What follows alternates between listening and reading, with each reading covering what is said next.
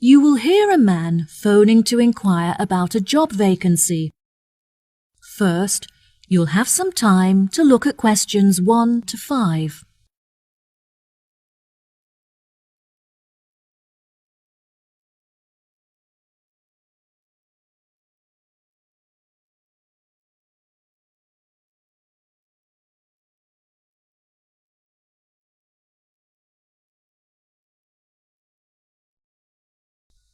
Now we shall begin. You should answer the questions as you listen, because you will not hear the recording a second time. Listen carefully and answer questions 1 to 5. Good afternoon, Palm Resort. Good afternoon. I am ringing about the job I understand you have vacant. Oh, yes. I'd like to find out some more information if I may. Yes, of course. Can I take your name? It's Freddie Lee. OK, Freddie. What would you like to know? First of all, I'd like to know where your resort is located. It's near the city centre on Jamieson Island. That's Jamieson.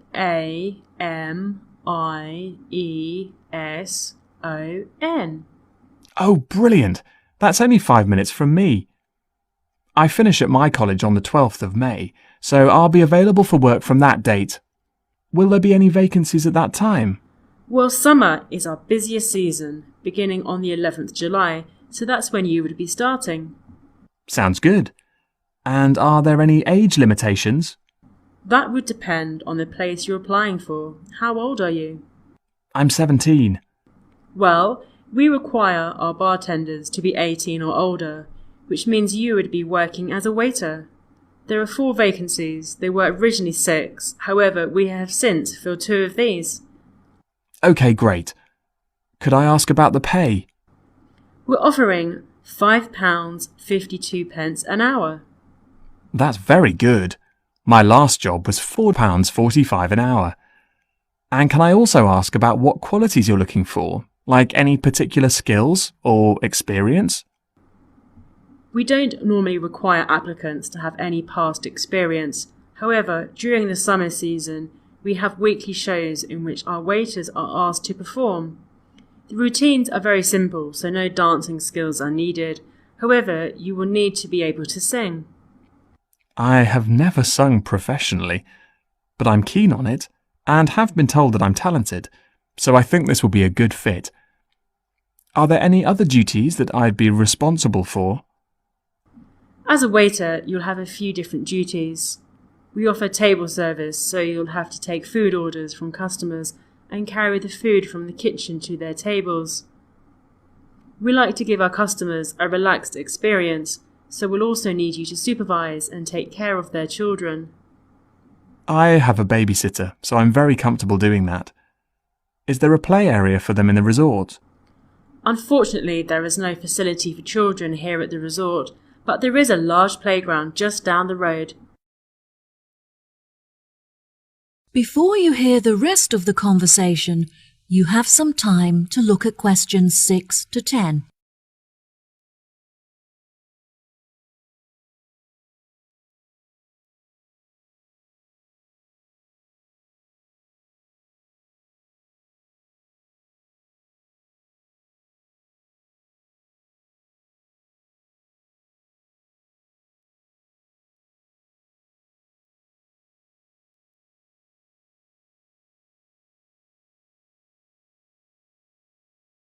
Now listen and answer questions 6 to 10. So I would just walk the children down to the playground each day? No, the road is very busy and the pavements are so narrow that it's unsafe to take the children for walks there. It would be very advantageous if you could drive so that you can safely strap the children into the back seat and transport them back and forth. I'm currently taking driving lessons, so if all goes well, I should have my permit by the time I begin work. We feel it's pretty good, and we also offer some good fringe benefits for our employees. Really? Well, because of the difficulties of getting public transport, if you're working after 10 o'clock, we drive you home. OK, that sounds fine. Do you have a staff room where I would be able to eat my packed lunches? All of our employees eat in the dining hall once our customers have finished eating their lunch. We like to make sure that our employees are well nourished, so we would provide you with a meal every lunchtime. There is no need to bring in a packed lunch. Wow, that's good to know. I think that's all of the information that I needed. I'll be sure to post my application to you later today. OK, sure. Once we have looked over your application, we may ask you to come for an interview. We normally hold our interviews on Fridays. However, the manager is taking a long weekend this week, so the interview would be on Thursday. Is that OK for you? That's good for me. Fine. 10:30 a.m? Yes, fine. Would 10 o'clock be okay? Perfect. And could you bring along a reference letter from your employer? Yes, that's fine. No problem. Could you tell me what else I have to do? Well, you need to come into the desk and fill out some forms. We need a document for ID, so a bank statement would be fine. I've got that. And what else? Well, you need to bring a photo with you. Having said that, it would be also a good idea for you to attach it to your application. This will help us to distinguish your application from the others. OK, no problem. I have a couple of spares from when I renewed my passport. Good. We look forward to seeing you. OK, thank you so much. You've been very helpful. No problem. Goodbye. That is the end of part 1.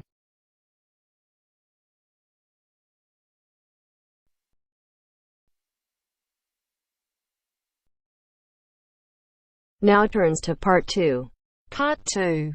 Listen to the whole survey in the correct order and answer the questions. First, look at questions 11 to 14.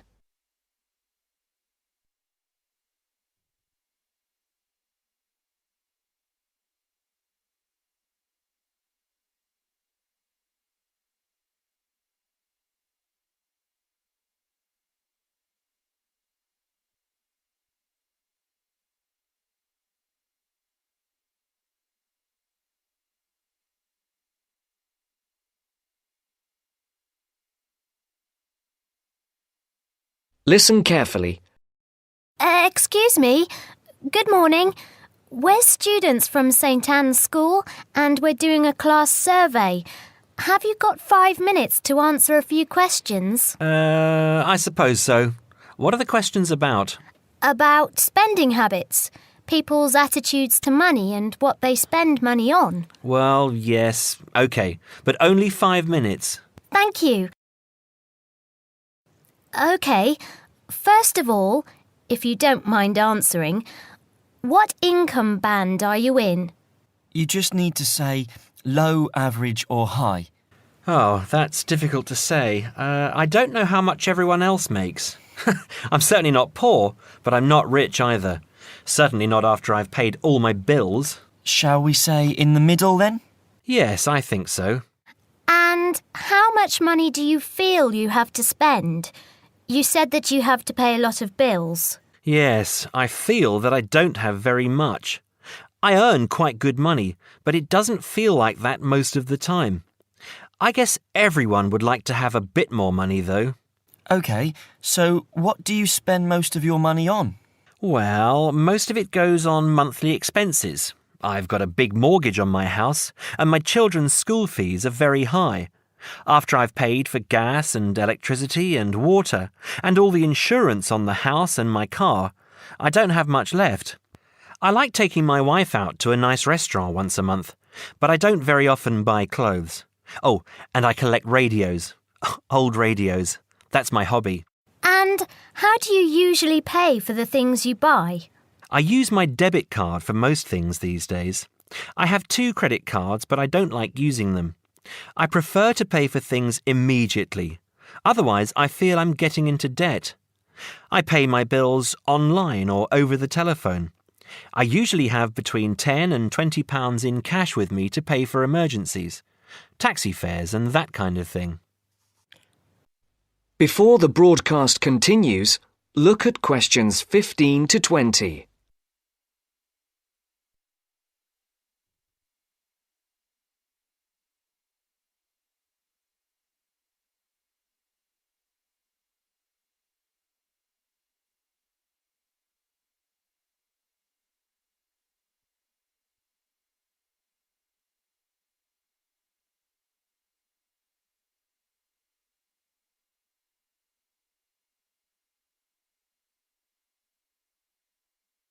You will now listen to the second part of the talk. What do you think is good value for money? Not very much, to tell you the truth. Everything seems to cost more than it should these days. I think my telephone and internet broadband package is good value for money, though. That's my telephone line, any number of national calls and unlimited internet use for only £22 a month. I think at least one member of my family is online for an hour or more every day. I think £22 is a very good deal. And what do you think is a waste of money? Personally, I don't understand why anyone buys a new car. They are so expensive, and as soon as you drive them out of the showroom, they're worth £3,000 less. Perhaps I'm just saying it because I can't afford a new car myself. But to me, it seems so much more sensible to buy a good second-hand car for half the money. Do you ever buy anything you can't afford? Yes, I collect radios, old radios. I have 9 now, and they're quite expensive. I paid £350 for a 1950s radio last month. I didn't have much money for the rest of the month after that. My wife thinks I'm crazy, but it's important to treat yourself occasionally, don't you think? My wife buys nice perfume and lots of clothes, and I have my radios. OK, so finally, would you say that you're a spender or a saver? Well, as I said, I don't really have much to save, but I guess I'm a saver rather than a spender. It's good to enjoy money if you have it, but you must save for a rainy day. You never know what will happen in the future. Thank you very much for talking to us. Have a nice day now. That is the end of part 2. You now have half a minute to check your answers.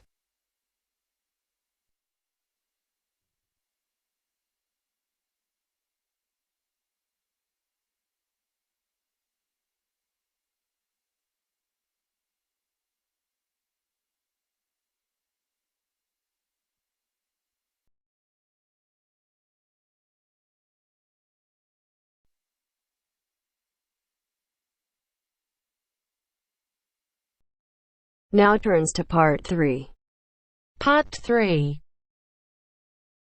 You will hear 2 conversations.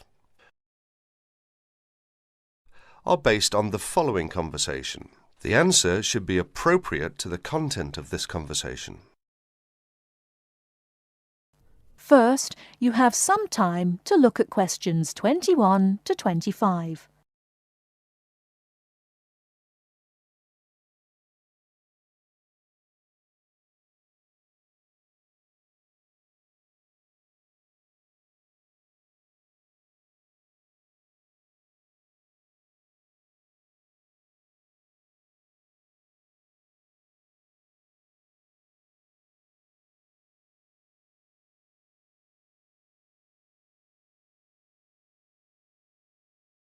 Now listen carefully and answer questions 21 to 25.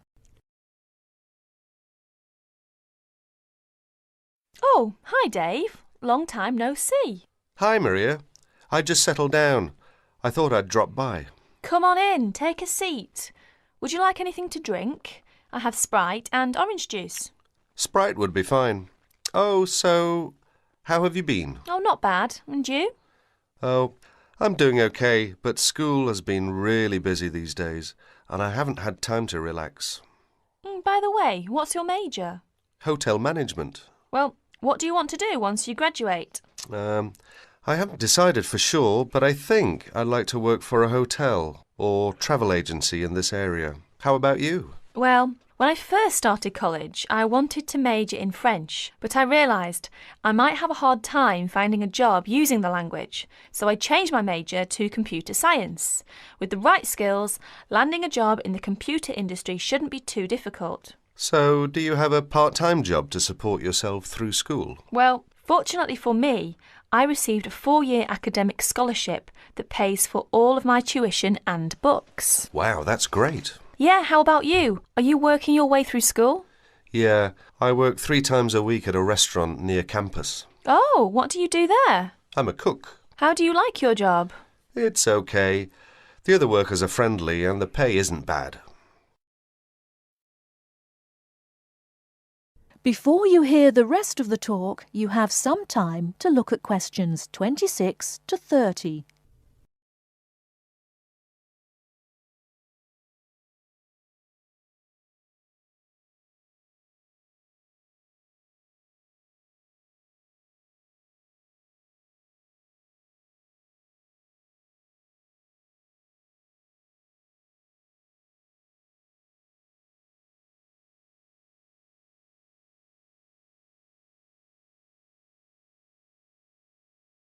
Now listen and answer questions 26 to 30.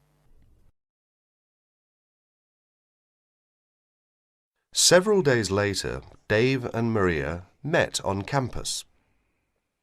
So what do you want to do tomorrow? Well, let's look at this city guide here. Here's something interesting.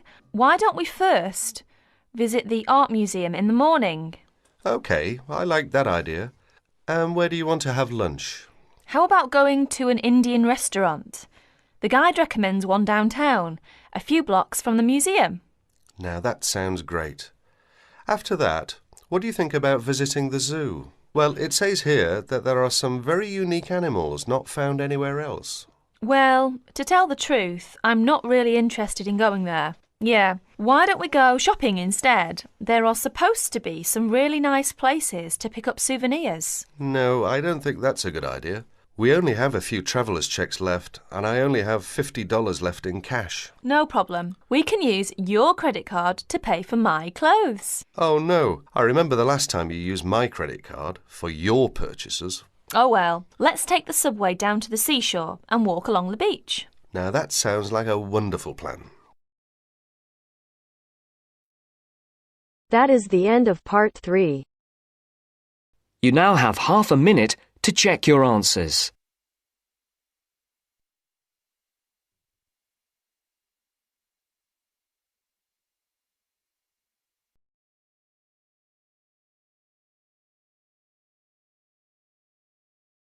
Now turns to part 4. Part 4. Listen to the introduction about Tower Bridge and complete the summary. First, you have some time to look at questions 31 to 40.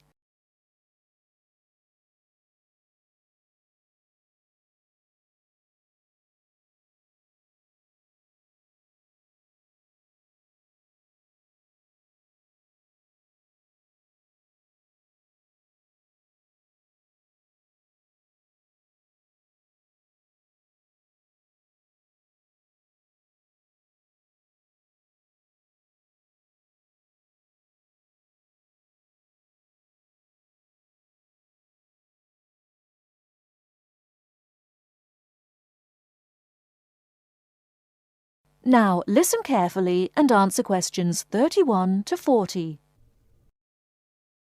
Tower Bridge is located in one of the most interesting parts of London. On either top of the tower, you can get a bird's-eye view of the wonderful scenery all round Tower Bridge.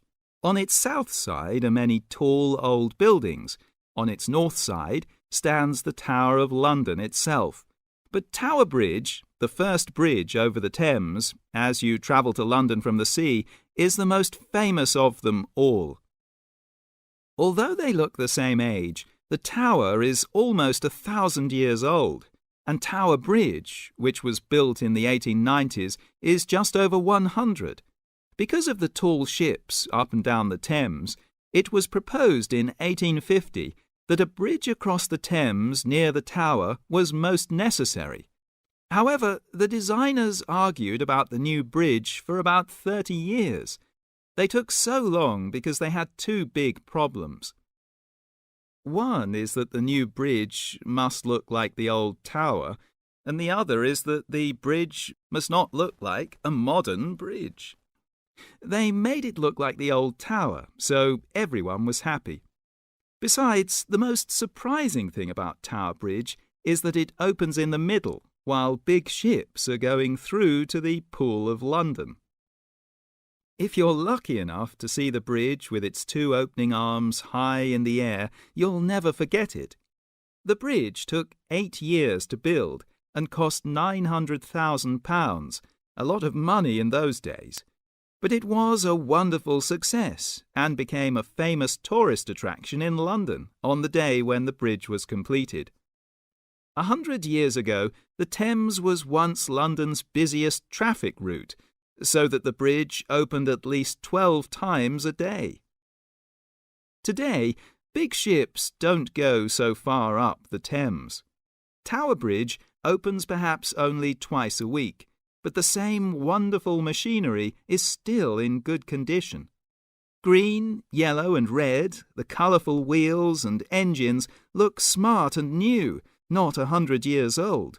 They still lift the two heavy opening arms, each 1,000 tons, leaving 70 metres for the ships to go through.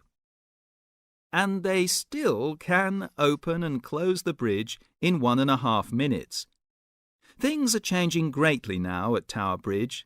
The horses that used to help with pulling have gone, and so have the tugs, for they're no longer necessary.